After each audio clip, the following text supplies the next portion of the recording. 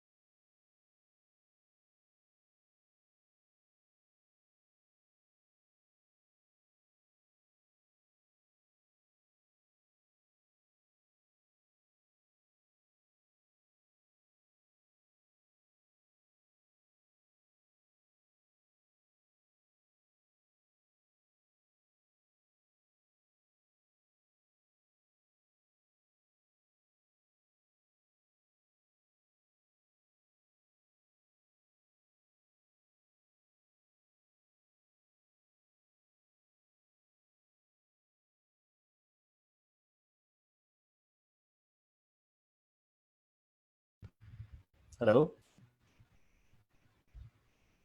Hello? Hello, Prof. Are you ready po? Prof?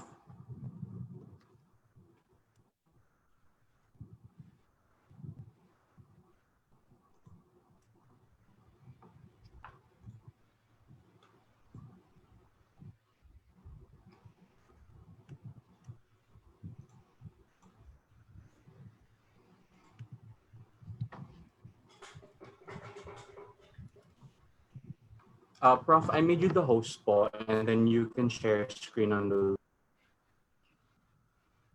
Yes po, Prof.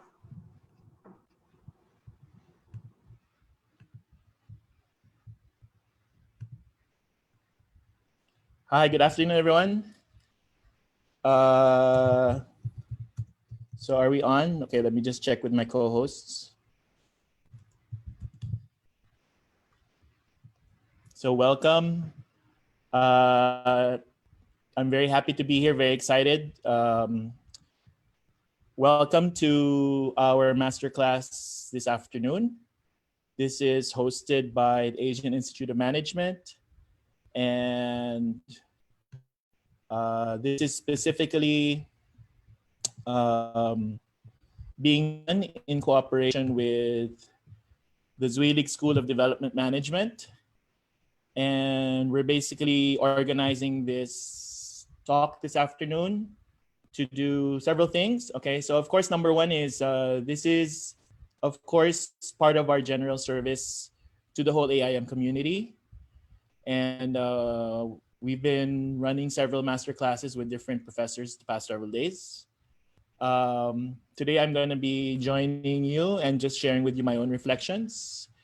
This is also meant to be an event for those who are interested in maybe taking this very momentous opportunity in our lifetime to maybe consider a different path, a different direction. And AIM actually is one of the very rare business schools in the world that offers both a business school in maybe a traditional evolving sense, and also a development school, also in a traditional evolving sense. Okay, so I think the participants here are kind of mixed. We have people who are alum, so to all the alumni, welcome. We have people here who are current students. So if you're a current student, welcome, you're very welcome. I'm glad that you're here. Friends, partners, and maybe people who are just joining an AIM event for the first time, I want to welcome you. Okay, so my name is Professor Cruz, Richard Cruz, and we will be taking questions. So please ask any question. I have some co-hosts who will be assisting me with some of the questions. Okay, and we'll be running it through the chat in the module here. Okay, so I'm just gonna go ahead with my presentation. And before I begin, I just want to take this opportunity to give a big shout out and thank you to all the frontliners. Okay, I guess part of the difficulty that I've been experiencing for the past several weeks is that the frontliners are very close to my heart. My mother was a nurse. I recently was admitted to Makati Medical in the ICU. Interacted with a lot of the nurses there, and here's a picture of some of them right now. So these are actually the ICU in Makati Med that's been converted to a COVID ward. So I just want to give a shout out to them first. It's very clear to me that the reason why we're doing this quarantine is so that we can manage the spread of the infection, so that we don't overwhelm our health system, so that we have the capability to cope with this over a longer period of time. So thank you to frontliners everywhere, not just those in the hospital, but those who are in public service, public safety, groceries, basic needs, everybody, thank you. Okay. And I also just want to give some other thank yous. So I just want to start off with the thank yous just in case we run out of time later. So I'm sure that it's been quite a challenging time for everybody. So I just want to start off by saying thank you to all the friends and family who have been companions on this incredibly challenging journey the past several weeks. Thank you. Thank you for sharing your thoughts, your ideas, your perspectives. Thank you for sharing your feelings. And also thank you for those who have provided me with direct support throughout this whole time. So I'm like everybody else. We're just trying to cope with the situation. Okay. And talking about coping with the situation, I just want to inform everybody that AIM is completely operational right now. We have moved all of the existing classes of all of the existing degree programs online.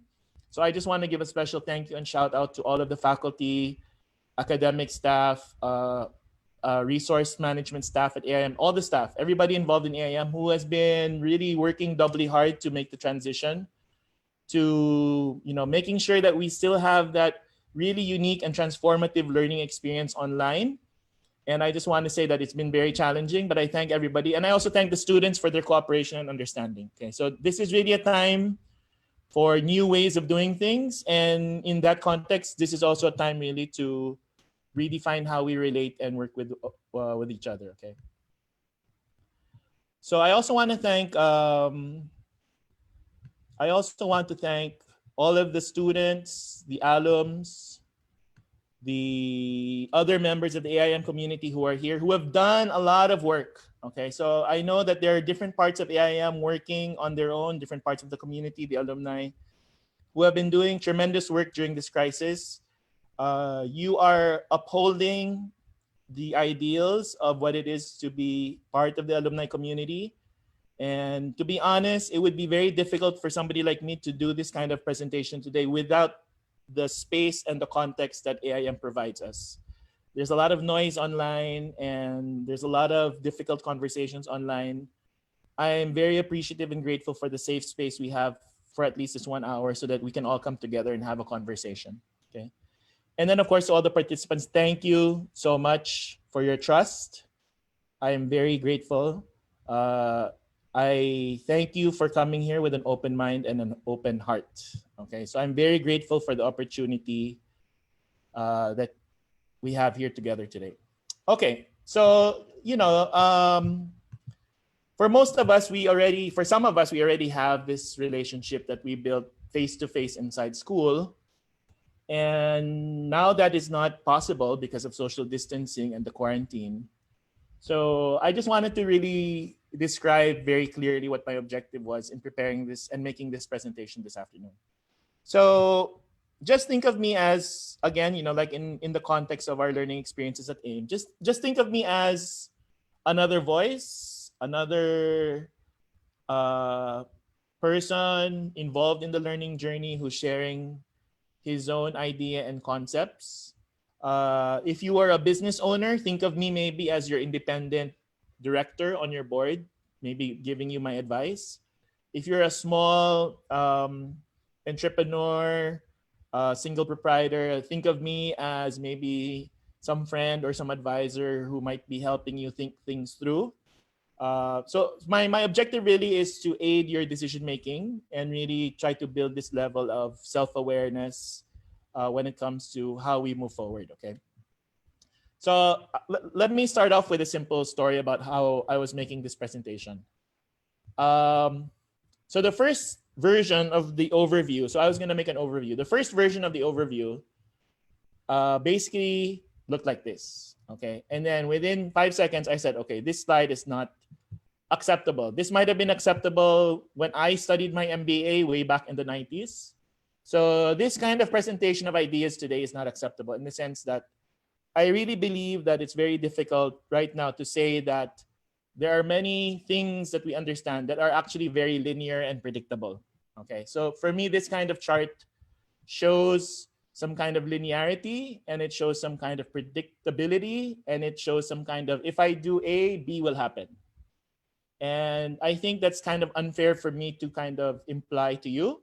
So I tried something different. Okay, so I tried a second version and I said, okay, maybe this is the slide I'm going to show the audience today. Okay, so if you're familiar with lean startup, iterative processes, and so forth, which came about maybe in the early 2000s, then you would know that a lot of frameworks became circular and iterative.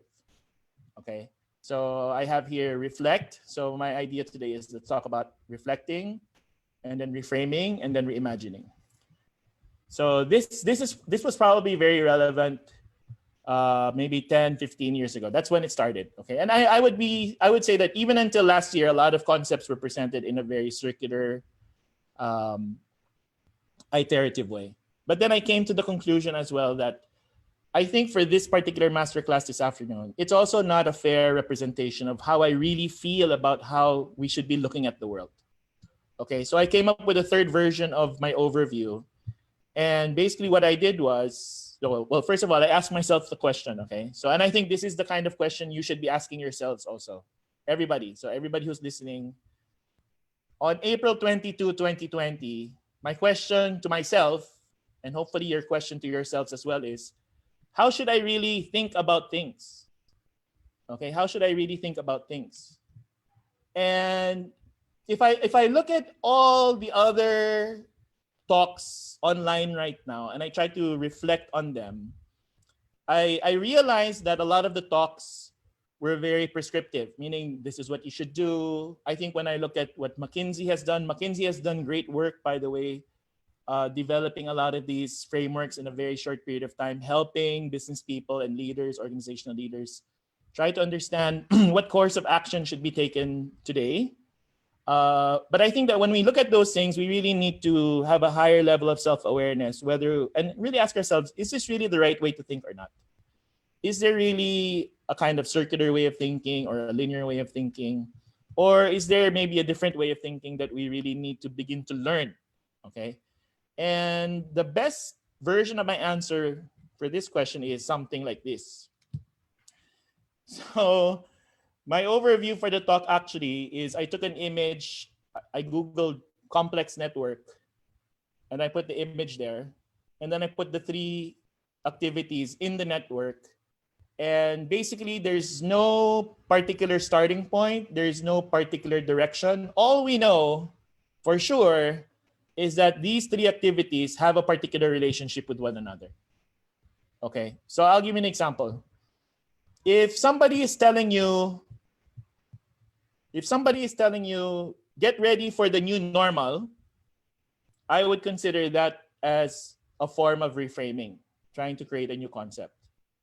If somebody is telling you, this is the future of work. So in some talks in AIM, we've been having that talk already. Like, I know Policy Center has been doing talks on future of work, and they're already projecting what it will look like. That kind of talk is already in the realm of reimagination. Okay. So I would say that a lot of the talks that we've been hearing right now online have something to do with reframing and reimagination, which is fine. These are beautiful things.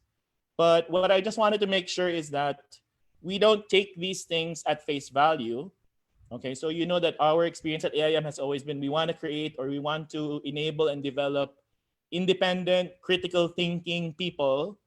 Okay, so I just wanted to remind you that even though McKinsey wrote a very beautiful framework, and I love it, I've adopted it actually, there's still a need for us to do some kind of deep reflection, because I think the magnitude of the situation that we're in right now, the magnitude of the challenge that we're in right now, we cannot just move forward making decisions the same way we've been making decisions. I think we have to really go and do a deep reflection. So in my presentation, I'm going to start with reflection. Okay. And the first thing I want to say about deep reflection is maybe just to define it a little bit. Okay. So in my personal experience the past several days, I would define it as basically the interplay between what I think about all of the information that I've been processing through my senses. Okay, so a lot of that, of course, is coming through social media, through the news, through the internet, through cable, through friends, through chats, through threads, through emails.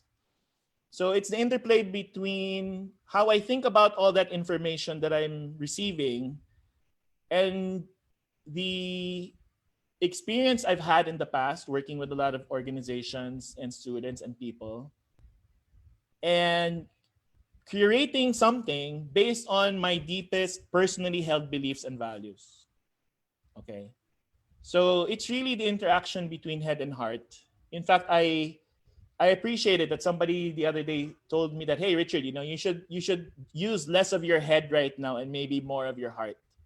And I thought about that comment very deeply, and I realized that this is actually very appropriate in this particular time that we pause and that we really reflect on how we feel about what's happening, not just how we think about what's happening. Okay.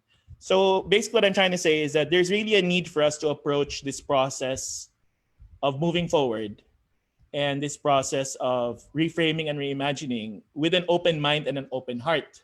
So there's really a need to abandon maybe some ideas or concepts that are not relevant anymore.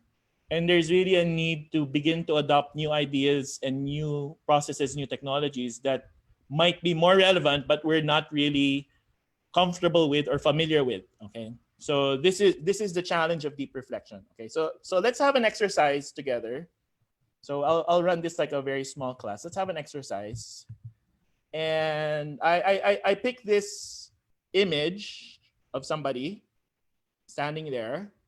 And I guess my question is, so what do you see? Okay, so what do you see?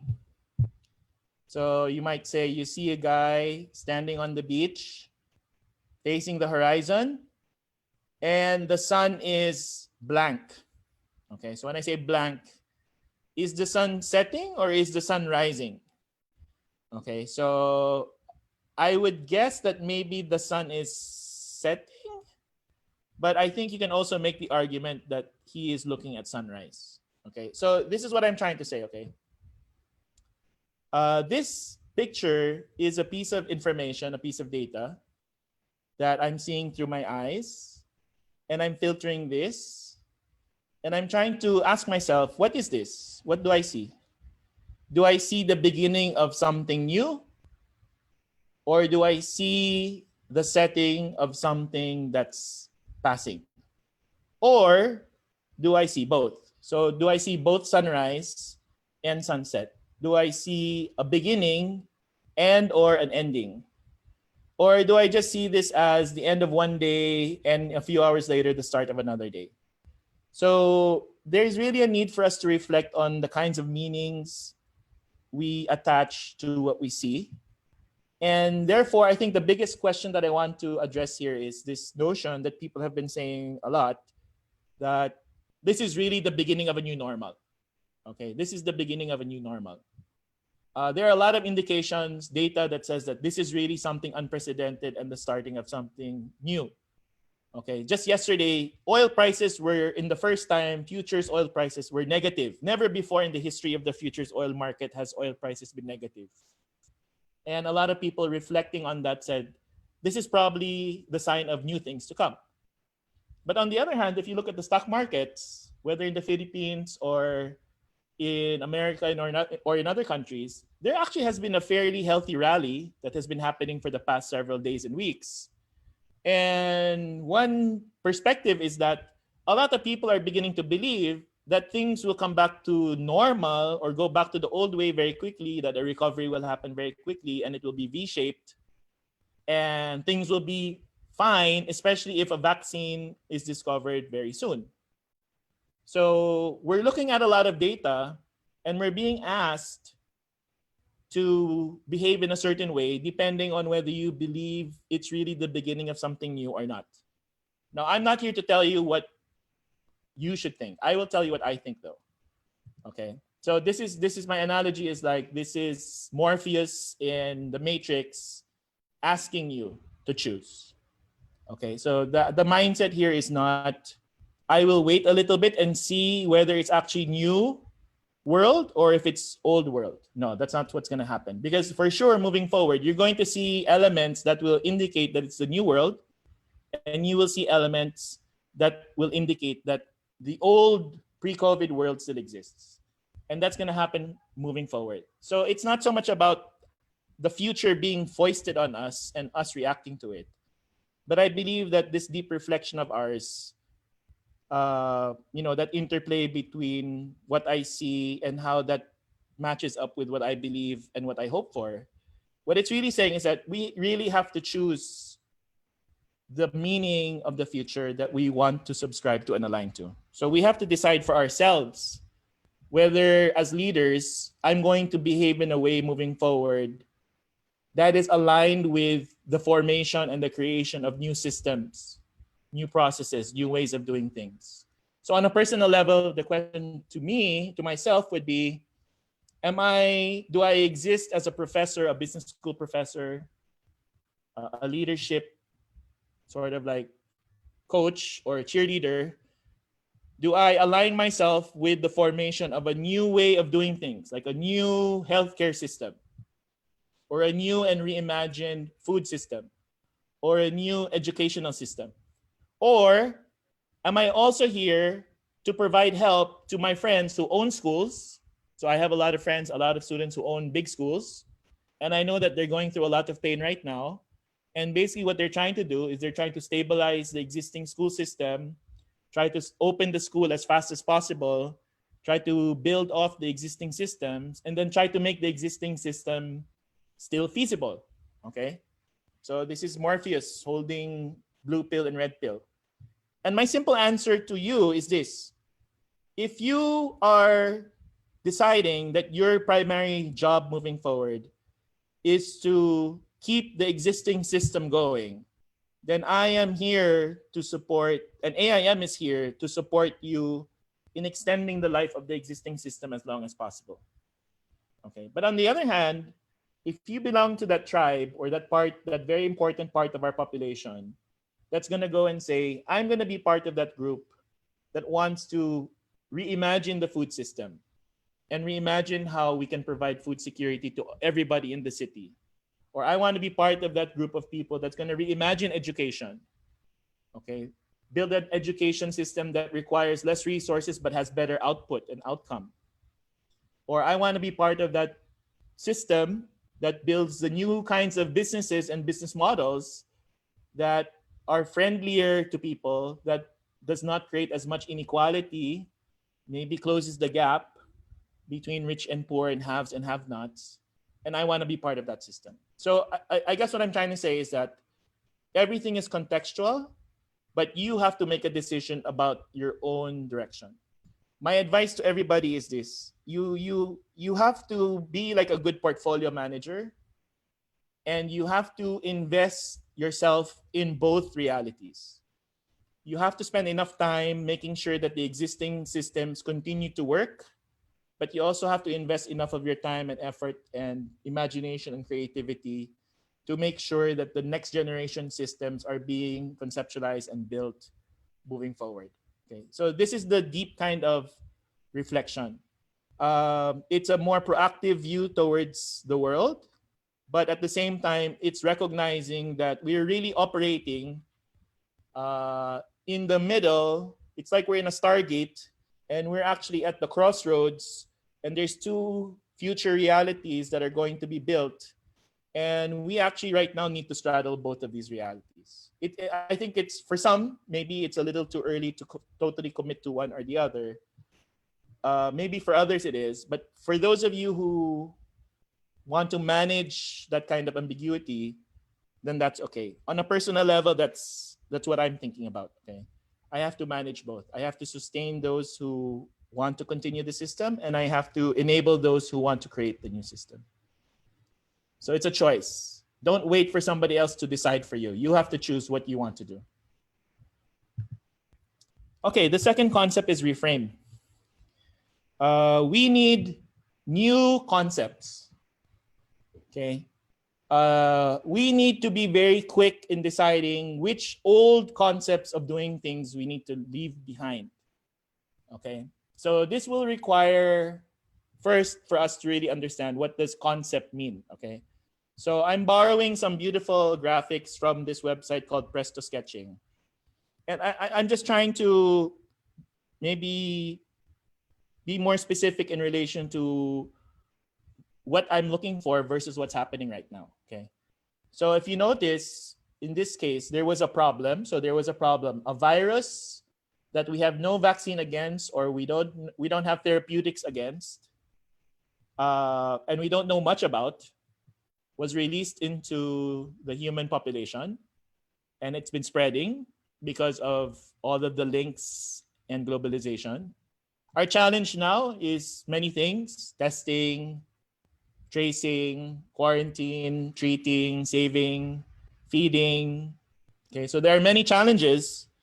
And if you go on social media, for example, everybody has an idea. Okay, everybody has an idea. But the problem is that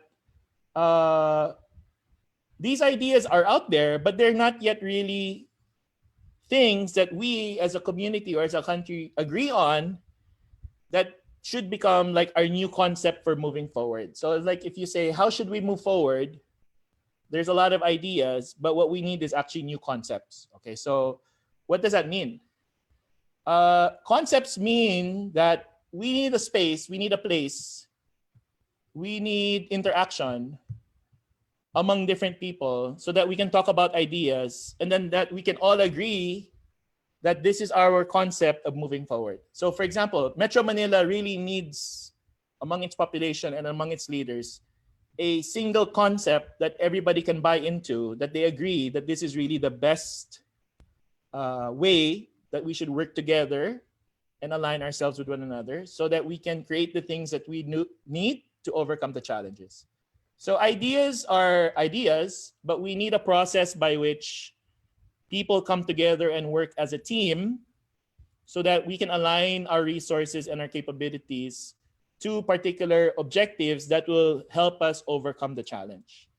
Okay, so this is what's missing right now, actually. I think there's a real strong need for us to come together and discuss, okay, what are the risks of a decision?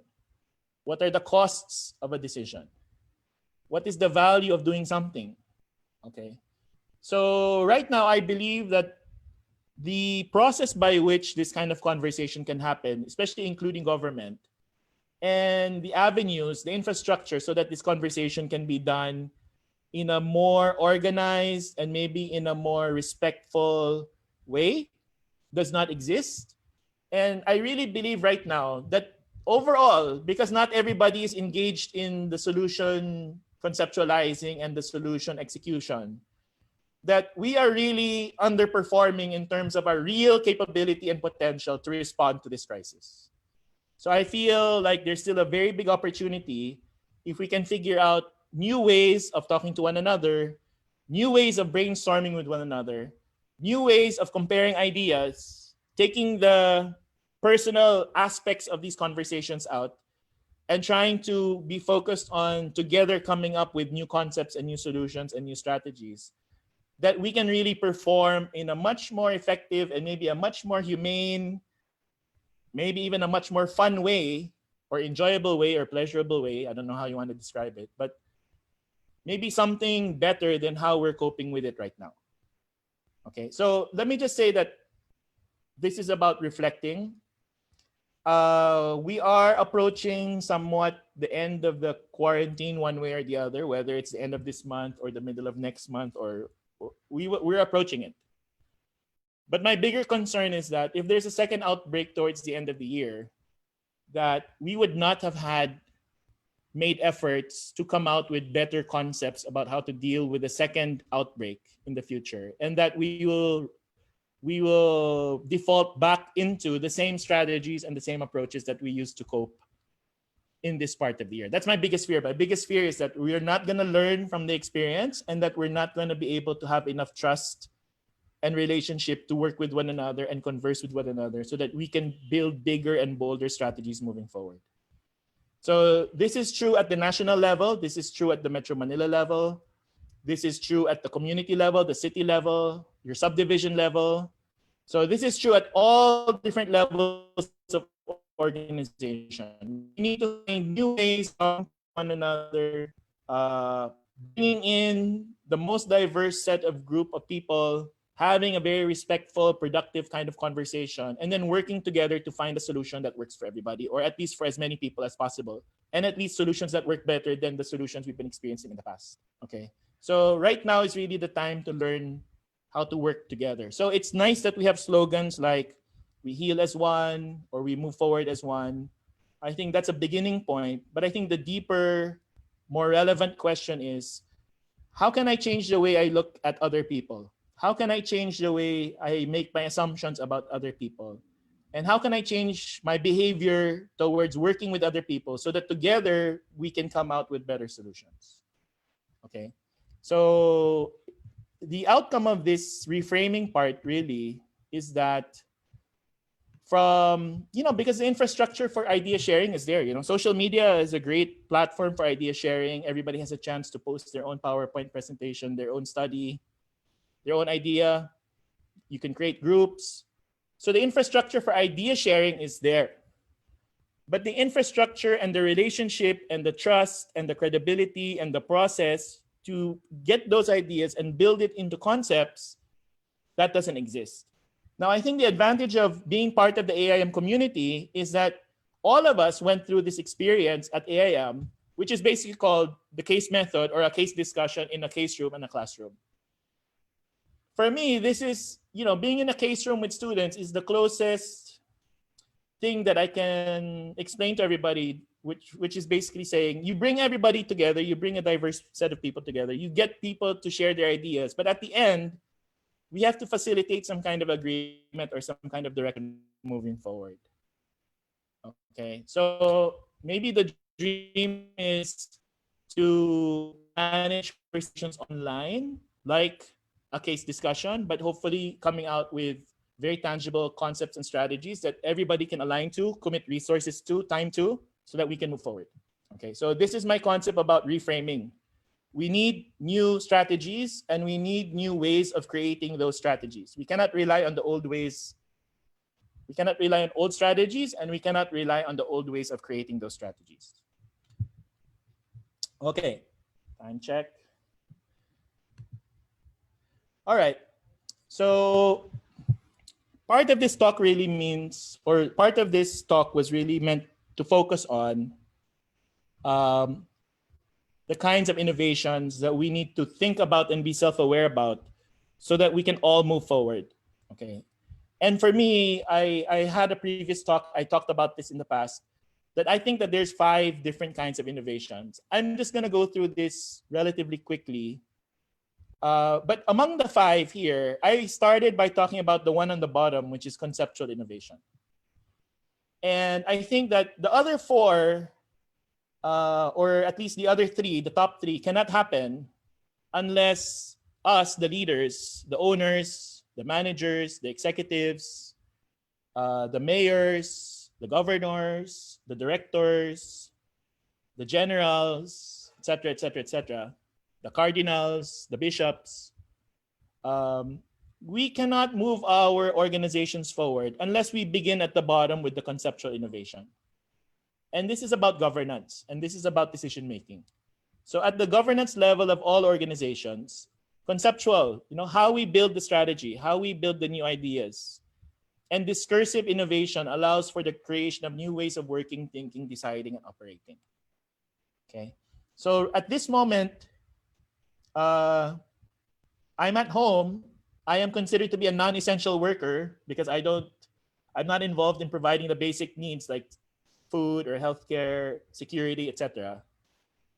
But in my mind, my essential service to all of you is to help you or enable you to explore your own personal conceptual innovation or the conceptual innovation inside your business. Okay. One advice that I give a lot of entrepreneurs is this.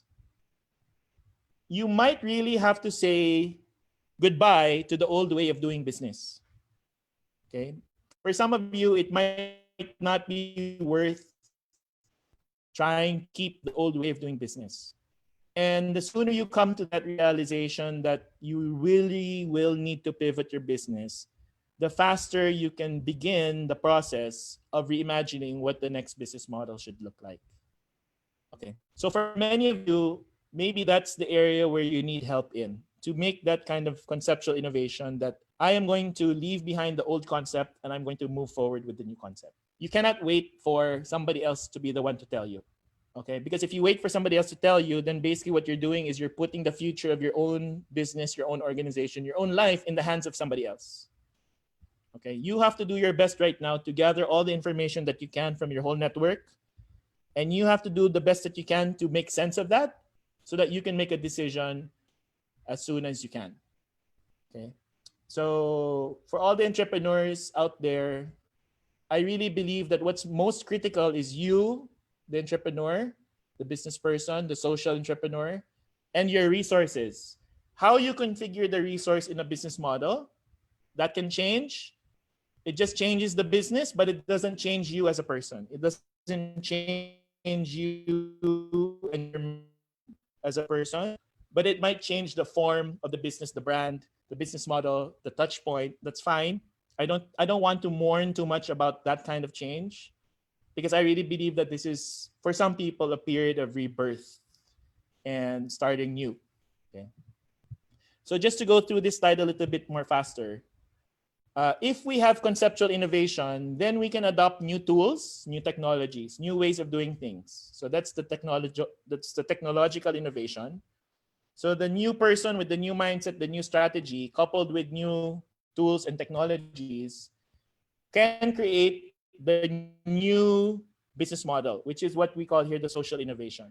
So the new models of doing things is the social innovation. So what social innovation is needed in education, in healthcare, in food, in health and wellness, in nutrition, in building immunity, in providing safety, in providing housing, and so on and so forth.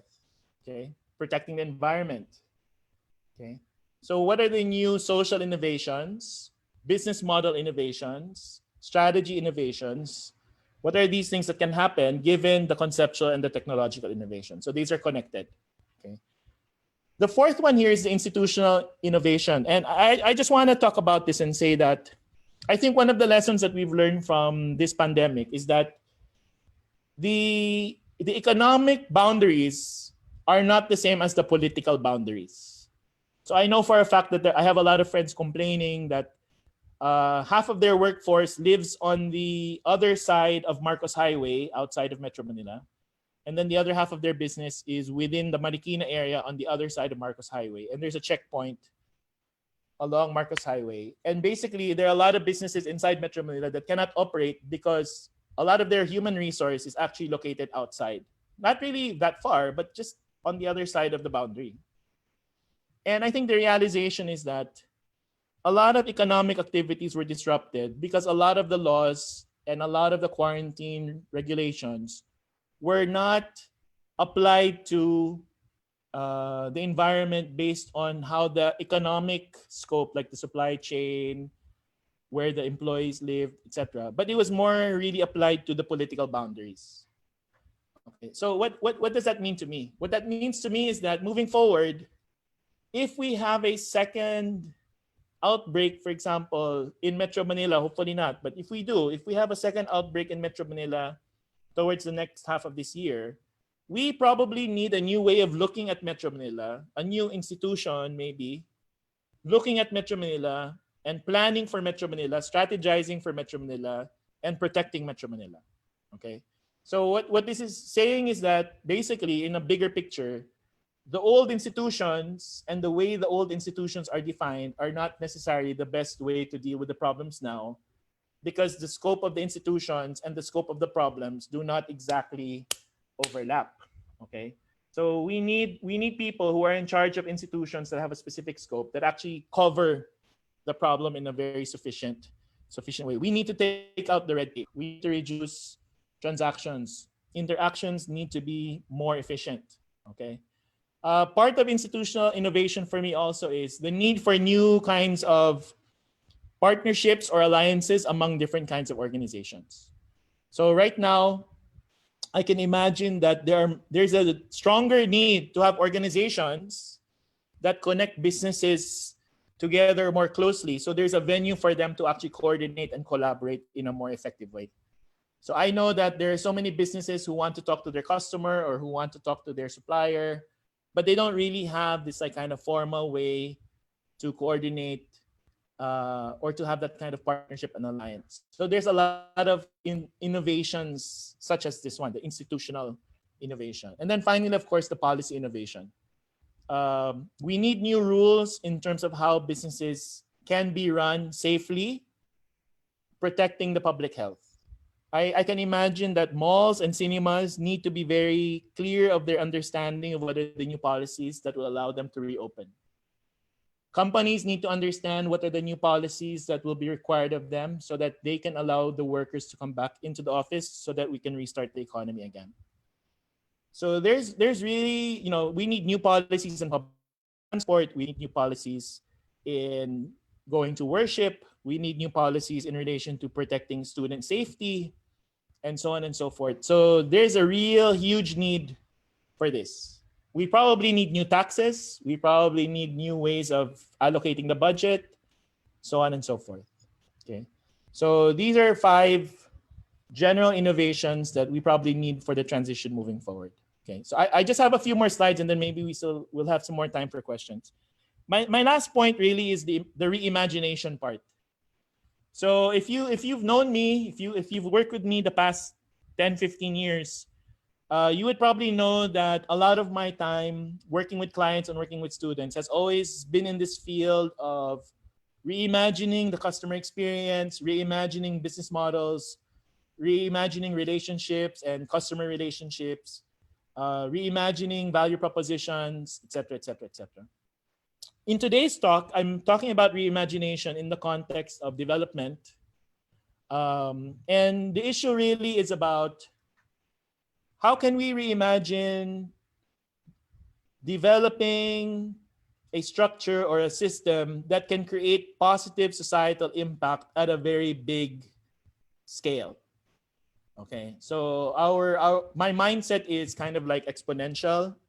I always say that if the virus spreads exponentially, right? So I mean, all the mathematicians who are doing analysis of the spread of the virus talk about it as being an exponential curve, and the rate of spread, the R naught, is a very important number because that determines the rate of exponential growth. But I always say that, see, the problem with our response is that although the enemy, the virus, is spreading exponentially, unfortunately, human beings perhaps have not fully figured out how we can also respond and create impact at scale in an exponential way. And I believe that the technology actually already exists for us to behave in an exponential way.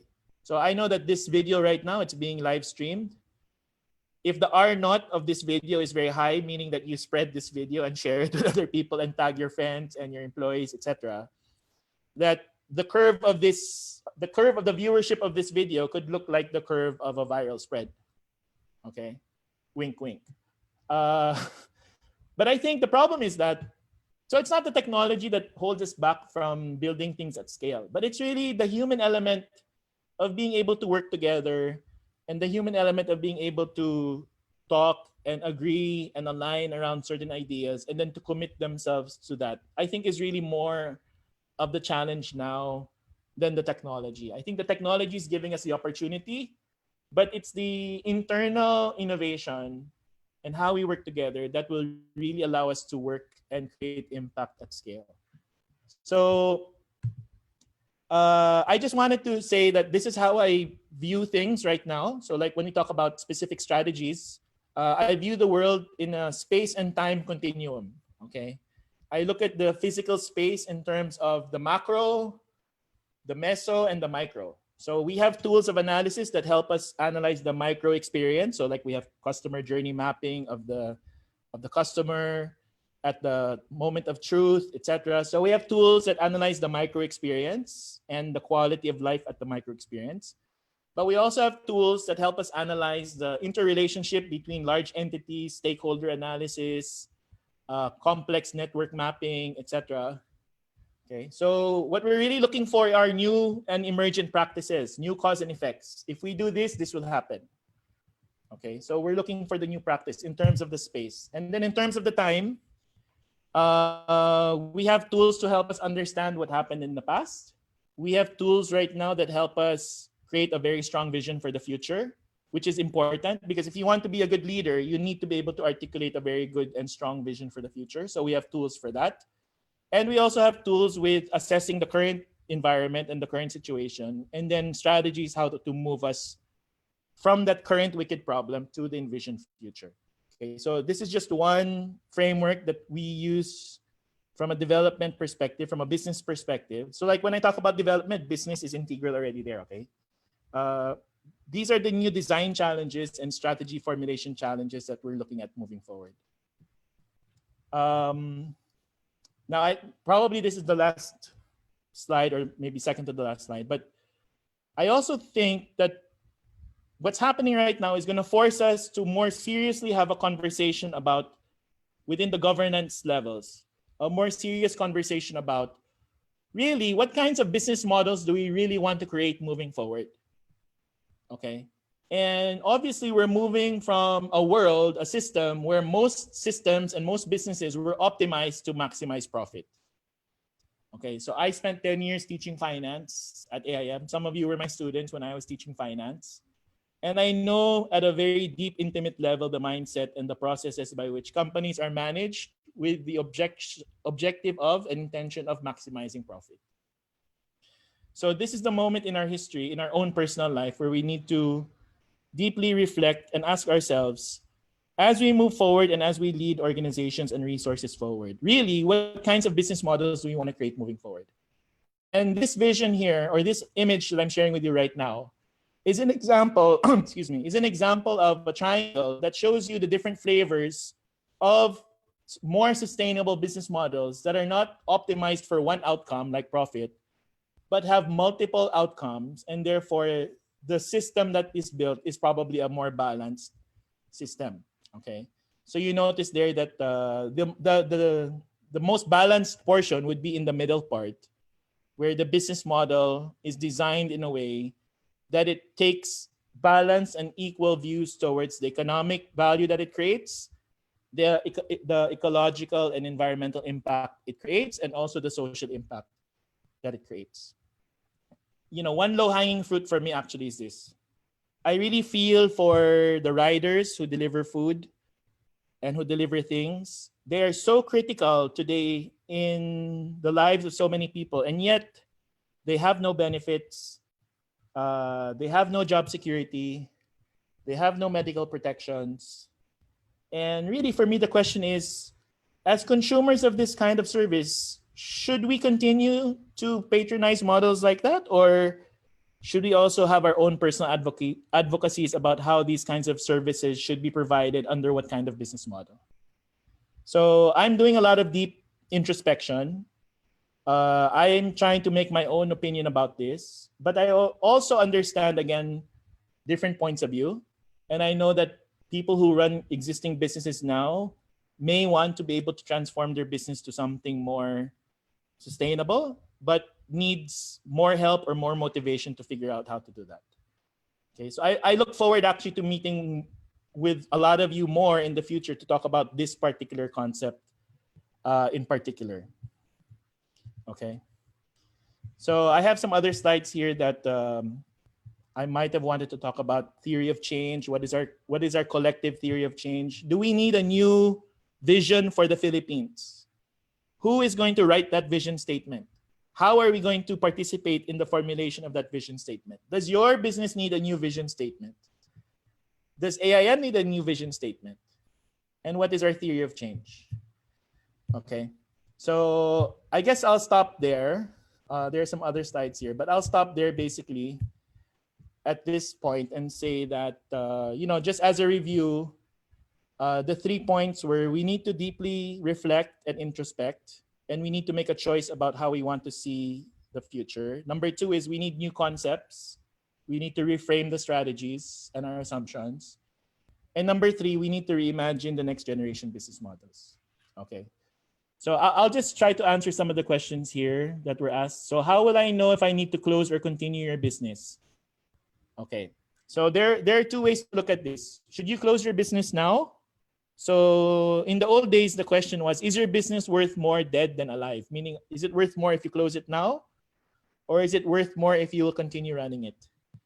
So if you believe that by continuing to run the business, you're actually going to lose more money, maybe if there's an opportunity for you to exit and redeploy those resources in a new business model that might be more sustainable and relevant moving forward, then maybe you need to take that decision more seriously. Okay. So there are certain businesses that will not recover for some time. Okay. So like one is certain types of hospitality and travel might take a longer time to recover. So you really need to ask yourself, should I run the business exactly the same way, relying on the same channel, the same booking platforms, the same infrastructure, the same service? Or do I need to pivot whatever resources I have invested in my hospitality business, but then reframe that in a new value proposition and then deliver that with a new business model? Okay. And my basic answer to most people, I believe, deep down in my heart, that for most businesses, you will need to reposition your value statement and develop a new business model today. If you don't, I really believe that you will be at a disadvantage to those who decide to do it sooner. Okay, so I'm not saying that you will not survive if you don't change. Okay, so some of you may not change, but you will survive. But what I'm trying to say is that, but you might be at a disadvantage if you don't change, because you're not really fully aligning yourself with the opportunities, the new opportunities that are opening moving forward. Okay, so I would say probably 7 or 8 times out of 10 that I might be asked that question, should I change? My answer is probably you need to seriously consider changing the model now. Okay, so we are allowed here in the city, entry exit of workforce located outside. We just need them to have company ID. I agree with that system. All I'm saying is if the outbreak happens again in the future, we need to have a better system, a much better system. Any forecast on private attitude, prioritization towards environment and social sustainability? Okay, so I'm not making a prediction, but all I'm just saying is that personally at my level, and I think also at AIM's level, we are asking the private sector this question. Are you happy with the status quo or not? Are you happy with how our region, Asia, Philippines, are you happy with how the outcomes are right now? Or do you believe that we might have to consider doing new things so that we have a better balanced growth moving forward? So, GDP has always been the measure of growth. So if you look at this slide, GDP is an economic measure that's been the longest running measurement of performance. We've been doing very well in terms of GDP growth. We're one of the fastest GDP growing countries in the world. But the question is, does that make us really one of the best or more resilient or more sustainable countries in the world? And if you look at other measurements along ecology and social, there are a lot of other metrics in the ecology side, for example, that put us in the top, but maybe top ocean polluter, or in social, maybe one of the top countries that has the highest inequality in the world, despite our very good performance on economy. So basically, this is just asking ourselves, do we want to measure our performance on more metrics that are more diverse, that take into account different aspects of the system that makes the system more sustainable? Okay. So what industries can generate adequate employment? I think in the near term, things like infrastructure, agriculture, construction, I think transport, I think these industries can develop a lot of livelihood. I would personally prefer a big revolution in agriculture right now. If you're doing some other business like hospitality or something, maybe now is the time to pivot to agriculture and think about how to create value for yourself, for your customer, for your employees, the farmers, etc. Okay, so I think agri is the answer I have for which industry. Hi, Prof. What do you think are the possible digital solutions to support people in businesses during beyond pandemic? Thanks. Okay, so my short answer to what are the possible digital solutions is this. Normally it's always about what problem are we trying to solve.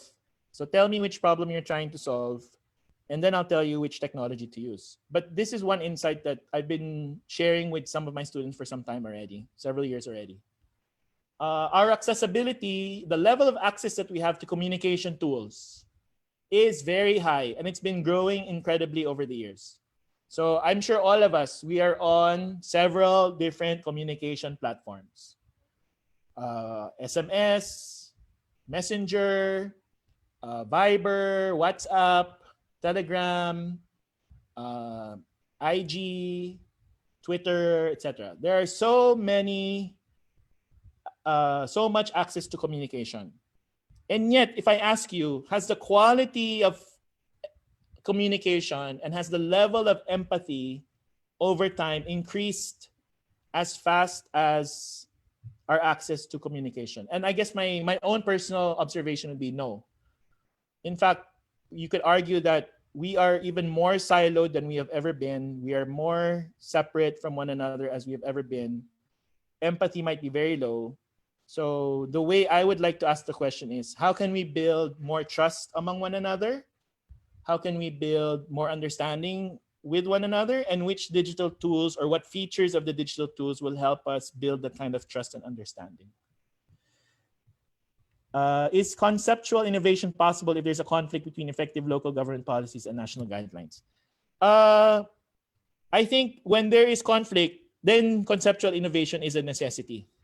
The only way to resolve the conflict with everybody on board without feeling like half of the population was left behind and only half of the population are engaged.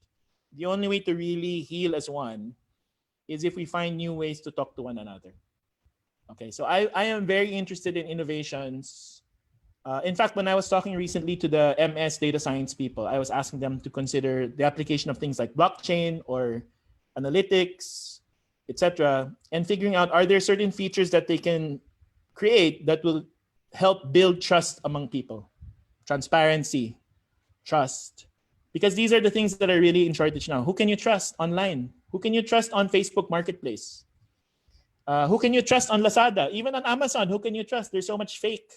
So many people trying to make an easy buck, but with completely no structure to create trust and credibility. So any forecast on the private sector attitude prioritization towards environment, social sustainability?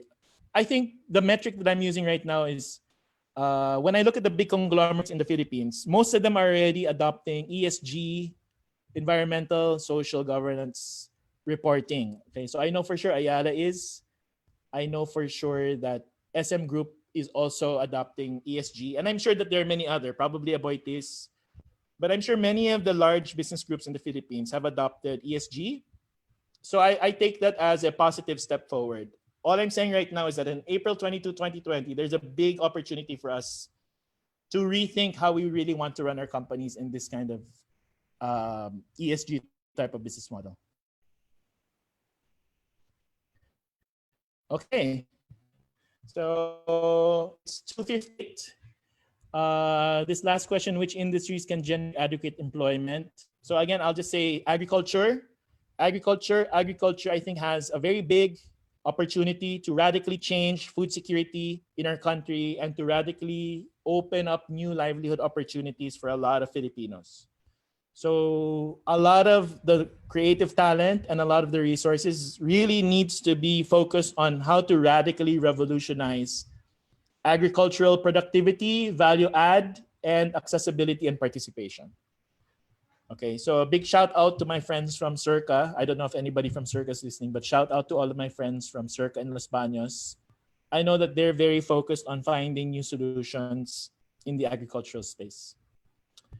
Okay, so I think on that note, I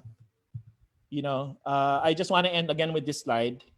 And I would be very happy to get some feedback from you, maybe through the Facebook post, through some of your comments, to help me understand a bit how you feel about this presentation and then maybe how you feel about the future.